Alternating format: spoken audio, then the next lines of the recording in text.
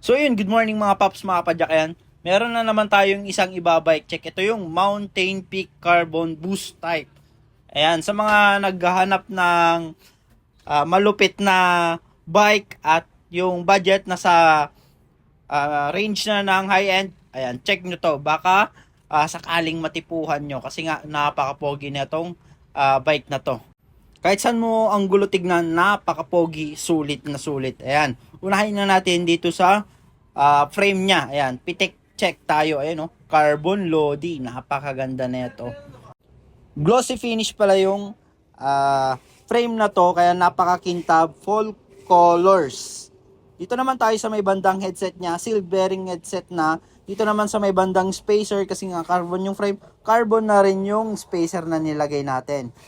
Napaka-pogi. Dito naman tayo sa stem niya, negative 17, handlebar, Pops Pro 1 handlebar na may 2 years warranty, back sweep. May kita nyo naman yung dulo ng handlebar, halos ka-level na niya yung steerer tube. Dito naman tayo sa may grip, giant grip, napakaganda rin yan sa kamay. M4 100 na brake set, ito yung pinakamababa ni Jore. No? Ito yung latest na rin, may kita nyo, lumayo na yung clamping niya mula sa grip. Yung shifter naman natin, ito yung Q's na 11 speed. Ayan, napaka-pogi na ito. Dito naman tayo sa may bandang fork niya, dahil Valky yung frame natin, tinernohan natin ng Valky na fork. Ito yung Saturn Atlas 34. Ayan, napakataba na ito. Siyempre, bulky yung frame, bulky yung fork. Tinernohan na rin natin ng 2.4 na fast rolling na tire. Ayan. Kahit 2.4 siya, hindi siya ganun kalalaki yung knob niya. Saktuhan lang, kaya pwede pa rin siya sa kalsada at saka sa trail. Ayan. Dito naman tayo sa rim niya, Submit na rim. Ayan. Ito yung sinasabi ko, malilit lang yung knob niya. Dahil carbon yung frame natin. Ayan, tinernohan natin ng Icetec rotor na carbon look. Hindi siya carbon pero carbon look siya. Ayan, dito naman tayo sa hubs niya. Saturn Dion na kamukha ni DT Swiss. Ayan. S-Trace saddle. Ayan. Itong S-Trace kay Cepal na brand yan. Ayan. Trident seat post dual lock. Napakaganda rin na yan.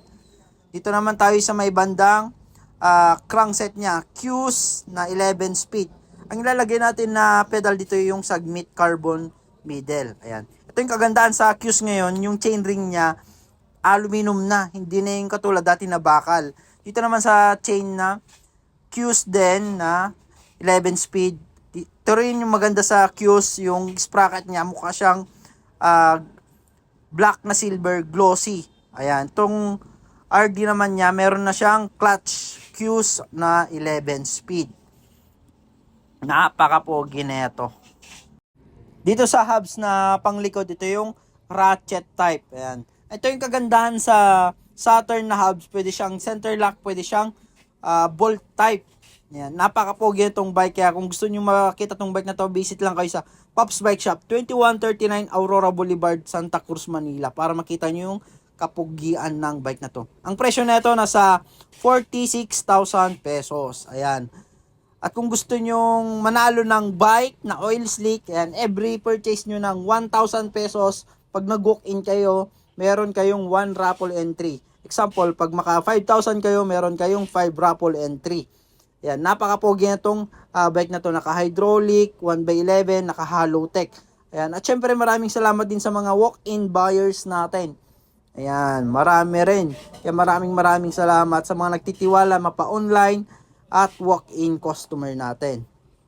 At sa mga nasa malalayong lugar naman na gusto magpakita ng suportas dito sa Pops Bike Shop at gusto mag-order, ayan, visit lang kayo dito sa mga legit account namin. Dito lang kayo pwedeng makipag-transact para legit at di kayo may scam. Visit lang kayo sa TikTok, Shopee, Lazada namin. Pops Bike Shop Official. Ayan, ito yung mga legit account namin. Jason Bike Parts, Bikers Need. Thank you mga Pops, mga Padjak. Ayan, dito na kayo makipag-transact at mag-order. Thank you.